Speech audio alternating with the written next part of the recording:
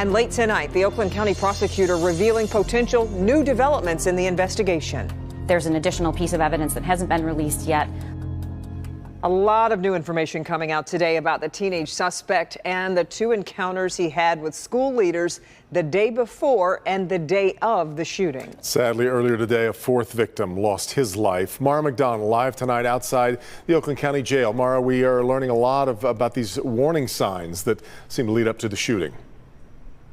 Devin, that's right, including that this suspected shooter's in-classroom behavior had become so alarming, his parents were called down to the school the day of the shooting for a conference with administrators. And investigators are saying, from what they have discovered, this was not a spur-of-the-moment decision. Madison, Tate, Hannah, and today, Justin, all dead after a 15-year-old student at Oxford High went on a rampage yesterday, with 7 others, including a teacher, wounded. Sir, do you understand all the charges against you? Yes, I do. Ethan Crumbley was charged with 24 counts, including terrorism and first-degree murder in a crime the prosecutor says was no spur-of-the-moment decision. Judge, a preliminary review of the defendant's social media accounts, his cell phone, as well as other document evidence recovered on scene show that this defendant planned this shooting.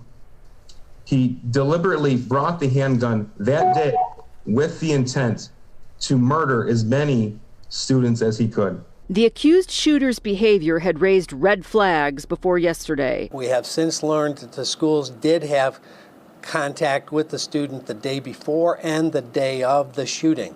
Yesterday, before the shooting, that 15-year-old's parents were brought to school for a face-to-face meeting with school administrators over his classroom behavior. Just under 3 hours later, school cameras recorded him. And what's depicted on that video, honestly, Judge, I don't have the words to describe how horrific that was. The accused shooter seen coming out of a bathroom and firing, aiming for students' heads with a gun his father bought last Friday. His parents, who briefly appeared during his arraignment, are also facing potential charges. With the right of owning a gun comes responsibility.